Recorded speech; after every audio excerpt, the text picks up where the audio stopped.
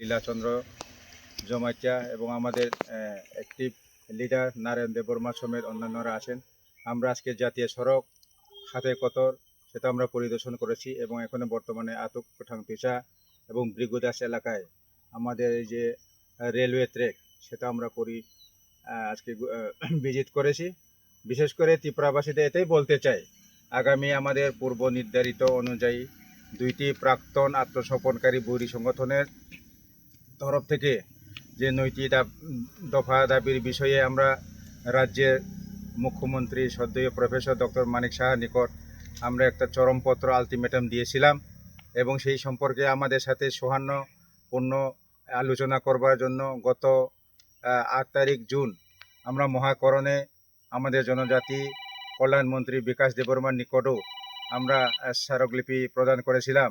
তখন ওনাকে আমরা ওনার সরকারি বাসভবন মহাকরণে এই বলেছিলাম, দীর্ঘ প্রায় 1 ঘন্টার উপর আমরা আলোচনা করেছি যে আমাদের দীর্ঘ 35 বছরের উপর যে আমাদের সমস্যাগুলি সমাধান করাবার জন্য এবং 1 সপ্তাহের মধ্যে আমাদের 2টি সংগঠনকে নিয়ে উচ্চ পর্যায়ে সরকারি মিটিং আহ্বান করার জন্য আমরা বলেছিলাম, কিন্তু উনি আমাদের সারাকে কোনো কর্ণপাত করেনি। শেষমেশে আমরা নিরুপায় হয়ে বাধ্য হয়েছি এই যে জাতীয় সড়ক 8 নম্বর এবং রেলওয়ে ট্র্যাক আমরা অবরোধ করবার জন্য 2টি বৈরী সংগঠন আত্মসমর্পণকারী। বিশেষ করে আমরা বলতে চাই যে এক সময় ত্রিপুরা রাজ্যে এমন একটা পরিস্থিতি ছিল, এমন কালো দিন ছিল, তখন কিন্তু রাজ্য এবং কেন্দ্র সরকার আমাদেরকে আহ্বান করেছিল যে আপনারা বৈরী জীবন ত্যাগ করে স্বাভাবিক জীবনে ফিরে এসে শান্তি বজিয়ে রাখবার জন্য তারা আহ্বান করেছিল।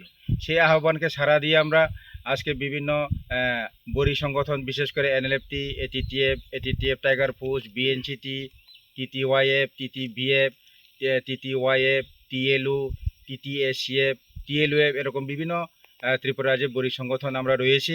বিশেষ করে এক সময় আমরা কেন্দ্রের সরকারের ঘোষিত প্যাকেজ অনুযায়ী আমাদেরকে প্রদান করার কথা প্রতিশ্রুতি দেওয়া হয়েছিল, কিন্তু এখন অবধি আমাদের কোনো প্রতিশ্রুতি দেওয়া হয়নি। এর জন্য আমরা আজকে বাধ্য হয়ে এই রাস্তা এবং রেলওয়ে ট্র্যাক অবরোধ করার জন্য আমরা ঘোষণা করেছিলাম।